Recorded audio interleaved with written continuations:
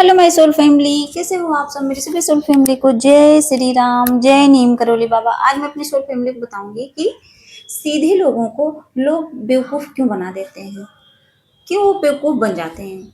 ज़्यादातर सीधे लोग बेवकूफ़ ही बन जाते हैं। उनको लोग सोचते हैं कि तो सीधा है, इसको कोई भी बेवकूफ़ बना दे, ये तो सीधी है, इनको कोई भी बेवकूफ़ बना दे। इस मामले में मैं सच में अपनी मम्मी से ज़्यादा बेवकूफ़ बनते कभी किसी को देखा ही नहीं है। बहुत जल्दी वो लोगों की बातों में आ जाती थी। अब वो बेवकूफ़ी नहीं थी उनकी, उनकी दया थी कि कोई झूठ-मूठ के रो दे तो दे दें पैसे उठा के। बाद में पता चले कि वो ऐसे ही बेवकूफ़ बना के लेके चला गया। कोई बात नहीं, सबका अपना कर्मा होता है। तो आज मैं बताऊँगी अपनी सोल फैमिली को कि ऐसे लोगों को, मतलब सीधे लोगों को लोग बेवकूफ़ क्यों बना देते हैं, इसके पीछे का कारण क्या होता है? आखिर में ऐसा क्या कर्मा होता है उनका कि वो बेवकूफ़ बन जाते हैं? तो इसके पीछे सबसे पहला रीज़न क्या होता है पता है? कार्मिक लेन-देन। जो उनका कर्मा होता है ना, वही उनको बेवकूफ़ बनने पर मजबूर कर देता है। वो ना चाहते हुए बेवकूफ़ बन जाते हैं। इसीलिए मैं कहती हूँ कि अपना कर्मा सुधार लीजिए। क्योंकि मान लीजिए आपने पिछले जन्म में किसी को ठगा हुआ है, अब इस जन्म में तो आपको वो चीज़ें उसको देनी देनी है ना। किसी को बेवकूफ़ बना के आपने ले लिया था, तो इस जन्म में वो चाहे जैसे कर्मा के रूप में कटेगा कटेगा। होता है। ऐसा नहीं, कोई इंसान ऐसे सीधा नहीं बन जाता। उसके पिछले जन्म के प्रारब्ध होते हैं कि इस जन्म में वो चीज़ें करने के लिए मजबूर होता है। और ऐसा भी होता है कि मान लीजिए मेरा पिछले जन्म का प्रारब्ध नहीं है लेन-देन वाला। इस जन्म में मैं बेवकूफ़ बन रही हूँ। मान लीजिए जानबूझ के नहीं बनता कोई, मान लो कोई मुझे बेवकूफ़ बनाना चाहेगा, तो क्या होगा? अगले जन्म में वो चीज़ मुझे वो वापस मिलेगी। मान लीजिए मेरे अंदर नहीं है चालाकी, मुझे किसी ने ठग लिया, तो अगले जन्म में उसको भरना पड़ेगा। कभी-कभी इसी जन्म में किसी न किसी रूप में उसको भरना पड़ेगा। लेकिन ये होता है, कर्मा बहुत ज़्यादा इम्पोर्टेंट होता है हमारी लाइफ में। इसीलिए कहते हैं अच्छे कर्म करो। जो मान लीजिए 2 मिनट के लिए, जैसे मान लीजिए आपको कोई बेवकूफ़ बनाया, आपको किसी ने ठग लिया, तो क्या होता है कि आपका और उसका पिछले जन्म का कोई न कोई रिश्ता होता ही होता है। कोई ख़ास रिश्ता ना हो, लेकिन कहीं न कहीं वो आपसे कनेक्ट है। वरना पूरी दुनिया में वही एक इंसान आपको बेवकूफ़ बनाने क्यों आएगा? आपको ठगने क्यों आएगा? और तो कोई आ सकता था। अगर वो ख़ास आया है, इसका मतलब क्या है? आपका ये कर्मा है पिछले जन्म का। उसी को बोलते हैं कार्मिक कनेक्शन। और इसका मतलब ये भी नहीं होता कि मान लीजिए उसने आपको ठगा, ठग के चला गया, बेवकूफ़ बना के चला गया। इसका मतलब ये नहीं है कि आप बेवकूफ़ हो, और इसका मतलब ये भी नहीं है कि आप गलत हो उस जगह, नहीं। वो आपका कर्म क्या करने आया है? बैलेंस करने आया है, संतुलित करने आया है। जब वो आपका कर्मा क्या करेगा? बैलेंस कर देगा। जो आपका कर्मा था, वो समझ लो काट ही तो रहा है उसी रूप में। वो उसी के थ्रू डिवाइन कटवा रहे हैं। तो इसका एक रीज़न ये भी होता है कि कार्मिक लेन-देन। और तो और क्या होता है कि आपकी आत्मा को मजबूत बनाने के लिए ऐसे लोगों की एंट्री डिवाइन करवाते हैं। मान लीजिए आप बहुत अच्छे हो, बहुत सीधे हो, आप एकदम निर्छल हो, ऐसे लोग तो अनकंडीशनल लव करते हैं। तो क्या होता है, इनकी लाइफ में ऐसे लोग क्यों आते हैं? क्यों आते हैं? उनको बेवकूफ़ बना के चले जाते हैं। क्योंकि क्योंकि डिवाइन उनको बताना चाहते हैं कि ये दुनिया जो है माया ठगनी है। ये आपको ठगेगी, ऐसे ही बेवकूफ़ बनाएगी। तो आप क्या करो, जागो। ये जो यहाँ सीधे बन के बैठे हो ना, सिधाई का ज़माना नहीं है। और डिवाइन उनको कहना चाहते हैं, उनका एक लेसन रहता है।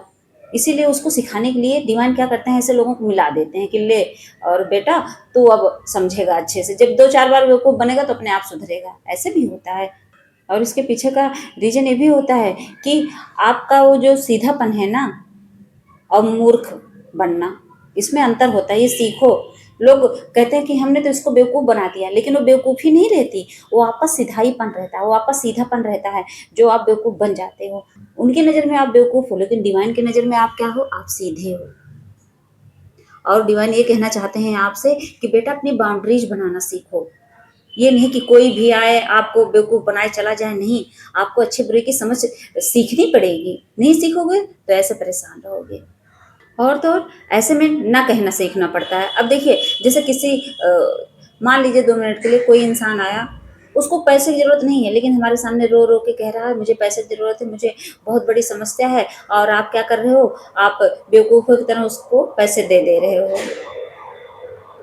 और यूनिवर्स को पता है कि वो पैसा वो सिर्फ़ जाके पी खा के उड़ा देगा।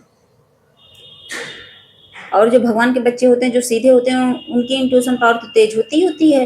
तो भगवान उनको इंट्यूशन भेजते हैं, लेकिन करते हैं उस इंट्यूशन को नहीं पकड़ते, पकड़ने की कोशिश नहीं करते और जाने जाने वो पैसा दे देते हैं। अब वो बेवकूफ़ बना के चला जाता है। तो डिवाइन वहाँ ये सिखाना चाहते हैं कि मना करना सीखो। अगर आपको लग रहा है कि वहाँ वो अननेसेसरी पैसे मांग रहा है बिना किसी वजह के, तो सच में मना कर दो। वहाँ आपको डिवाइन सजा नहीं देंगे। वहाँ डिवाइन को पता है कि इसने सही डिसीजन लिया है। अगर आपको ऐसा भी लगता है कभी कभी कि नहीं मैंने उसको मना कर दिया है, तो बहुत जैसे होता नहीं रिग्रेशन टाइप का, तो क्या करना है आपको, जो पैसे वो मांग रहा है वही पैसे ले जाके गरीबों को खिला दीजिए, बेजुबानों को खिला दीजिए। मतलब उलझन न बचे आपको उसकी वजह से। होता है, मेरे साथ ऐसा हुआ। एक बार मैं ऐसे ही रोड पे खड़ी थी, ठीक ऑटो का इंतजार कर रही थी। तो क्या हुआ, एक आदमी आया और वो आदमी अपने बच्चे बीबी सबके साथ खड़ा था। सोचिए, बीबी बच्चे और हाथ में खाने वाली चीजें भी लिया था। अब सोचो, जबरदस्ती आया मेरे पास खड़े होके, जिद करने लगा कि मुझे पैसे जरूरत है, दीदी थोड़ी सी मदद कर दो, मदद कर दो, मदद कर दो। अब इतना ज्यादा प्रेशर डाल रहा था। अब मैं सोच रही हूँ दूं कि ना दूं, दूं कि ना दूं। लेकिन सच में आप विश्वास नहीं मानोगे, सोच लो अपने बच्चे के थैले में देख रहे हूँ, बच्चों के लिए समोसे केले सब कुछ लिया है, लेकिन कह रहा है कि मेरे पास नहीं है घर जाने के पैसे। अब मैं सोच रही हूँ कि पता नहीं इसके पास सही में नहीं है, कह रहा कि सब खर्च हो गया। अब मुझे पता है उसके पास था, कोई न कोई ऐसा रीजन था, लेकिन मुझे ये पता है उसके पास था। लेकिन फिर भी मैंने कहा कि नहीं, अगर ये मांग रहा है तो मैं दे देती हूँ। 50 रुपए से अमीर तो नहीं हो जाऊंगी, लेकिन सोच रही हूँ ये मांग रहा है। मेरे अंदर भी वही सिचुएशन आई थी जैसे अभी मैंने बताया कि दूं कि ना दूं, या ये मुझे बेवकूफ बना रहा है। आ रहा था, दिमाग में आ रहा था, लेकिन क्या करती, अंदर से आत्मा गवाही नहीं दे रही कि ना दूं, और मैंने दे दिया। सोचिए, कम से कम 15 मिनट वहां वो खड़ा था। मैं मतलब अवॉइड करने की कोशिश करूं, लेकिन मेरी आत्मा, सच में मैं बताऊं, वो और किसी से भीख मांग सकता था। बहुत दुकानें थी, कहीं भी जा सकता था, लेकिन वो मेरे पास ही क्यों आया। अब मेरे दिमाग में आया भगवान मेरे पास ही लेके क्यों आए। मैंने दे दिया, मैंने कहा जाओ प्रभु आप ही देखो। तो ऐसा होता है। तो अब तो ऐसा है कि अगर मैं जानती हूँ कि हाँ कोई ऐसा इंसान है, मांगने वाले जो मांगते हैं बच्चे वगैरह, उनको दे देती हूँ। ऐसा नहीं है कि अवॉइड करती हूँ। लेकिन जैसे बहुत औरतें हैं मांगती रहती हैं और मुंह में क्या, ये जो पान पुकार ये सब खाती रहती हैं। सच में खाती रहती हैं, मांगेंगी पैसे और उसके बाद जाएंगी पान पुकार खाएंगी। सोचिए, यहाँ लोग खाने के लिए तरस रहे हैं कि हमें दो निवाला मिल जाए, और वो क्या करते हैं, पान पुकार खा रही हैं। तो ऐसे लोगों को मैं पैसे नहीं देती हूँ, ऐसे लोगों को मना भी नहीं करती। ऐसे लोगों को कहती हूँ कि चलो चाहे जूस पी लो, चाहे केले खा लो, कुछ दे देती हूँ खरीद कर। लेकिन हाँ, वहां पैसे नहीं देती हूँ। वहां पता है कि ये खा के नुकसान ही करेंगे अपना। समझा तो सकते नहीं, क्योंकि वो तो जिद्दी होते हैं। जिद्दी तो ऐसे होते हैं, सच बता रही हूँ, कि हम लोग जैसे, मैं प्रसाद हमेशा मानती हूँ भगवान का कि हे प्रभु ये काम मेरा हो जाए, मैं प्रसाद चढ़ाऊंगी। बहुत पहले के मेरे सारे प्रसाद पड़े थे, तो मैं बता रही थी, अभी एक स्टोरी में मैंने बताया था कि हाँ मैं हनुमान बाबा का प्रसाद कैसे, हनुमान बाबा का प्रसाद वाला जो मैंने वीडियो बनाया उसमें अपनी सारी चीजें मैंने शेयर की थी। तो मैं उसके लिए गई ऐसी जगह जहाँ मतलब बच्चे मांगते रहते हैं। मैंने सोचा चलो वहाँ प्रसाद बांट दूंगी। अब मैं पूरे 500 का लड्डू लेके गई। ठीक, अब लड्डू लेके गई, आप विश्वास नहीं मानेंगे, वो मेरा डब्बा ही छीन लिए।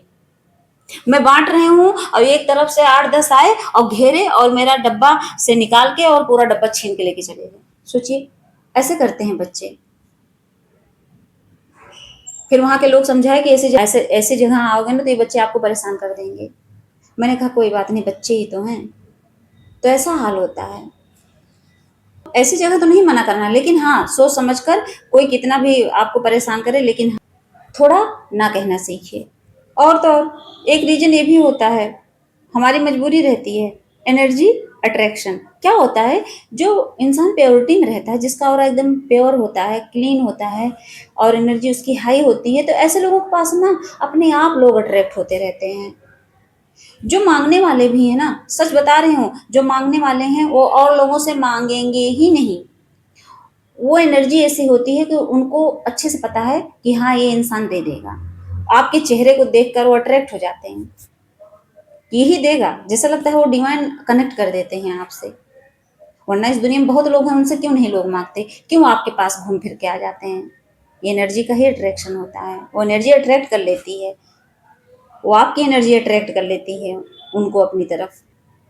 अध्यात्म में कहा गया है कि जो क्या होते हैं, जो एनर्जेटिक होते हैं, जिनका ऑरा एकदम क्लीन होता है, जिनका हार्ट चक्र एकदम ओपन होता है, खुला हुआ है, एक्टिवेट होता है, तो क्या होता है, ऐसे लोग अपने इर्द गिर्द ऐसे लोगों को अट्रैक्ट करते रहते हैं। तभी तो बेजुबान आपके पास आके चाटने लगते हैं, आपका पैर हाथ एकदम गले लगेंगे, एकदम चिपक जाएंगे।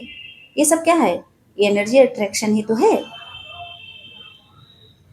कहते नहीं कि जो जैसा रहता है वैसे ही लोगों को अट्रैक्ट करता है। अब इसका मतलब ये मत कहना कि आप तो ऐसे हो तो आप गरीबों को भी अट्रैक्ट कर रहे हो, या मान लीजिए आप बेजुबानों को क्यों अट्रैक्ट कर रहे हो। नहीं, वहाँ दिल देखते हैं, दिल आपका जो हार्ट चक्रा ओपन है, बेजुबानों का भी ऐसे ही रहता है, उनका दिल साफ है, उनके अंदर कोई छल कपट नहीं होता है।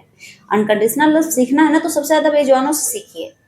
उनके अंदर ईर्ष्या द्वेष रहता है किसी के लिए, कोई एक डंडा मार भी देता है फिर उसी के पास जाके चिपक जाते हैं।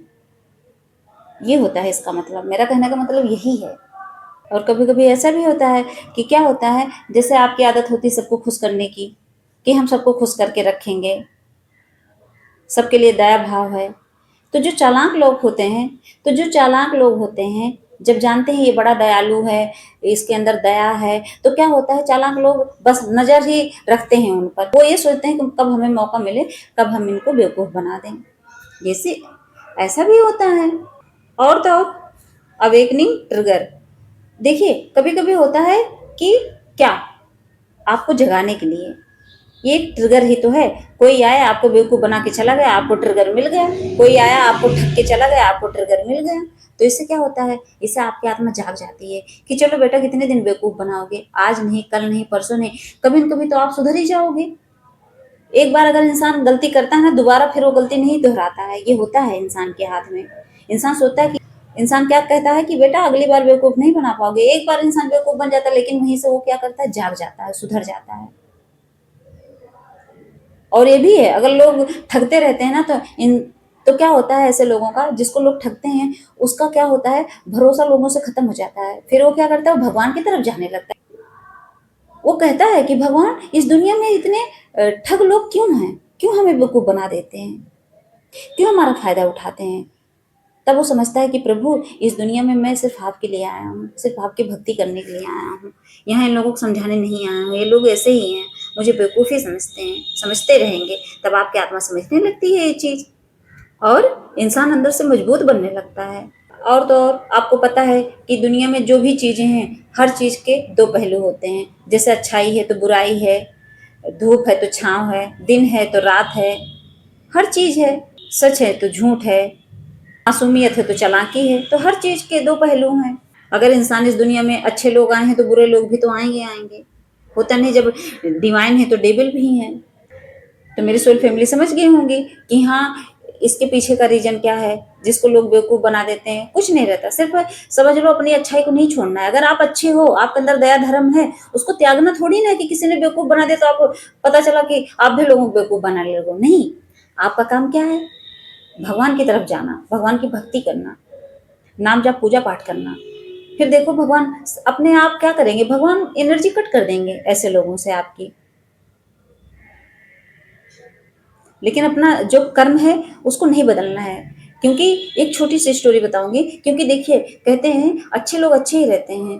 तो एक संत थे, एक साधु थे। तो क्या हुआ, उन नदी के किनारे टहल रहे थे। तो एक बिच्छू था। वो बिच्छू क्या करता था, बार बार उसी पानी में घुसने की कोशिश करता था। तो जो संत थे, वो तो संत का काम क्या है, दया। तो वो क्या करते थे, उस बिच्छू को ना हाथ से पकड़कर और सूखे में ले आके रख देते थे कि पानी से बच जाए, वरना अंदर जाएगा, डूब जाएगा, मर जाएगा। तो वो खींच कर ले आए, बगल में रख देते थे जहाँ सूखा था, जहाँ मिट्टी थी। तो वो क्या करता था बिच्छू, वो जो संत थे उनकी हाथ में ना डंक मार देता था, डंक मारता था। उनको बड़ी पीड़ा होती थी। लेकिन वही है कि वो फिर वहीं खड़े हो जाते थे।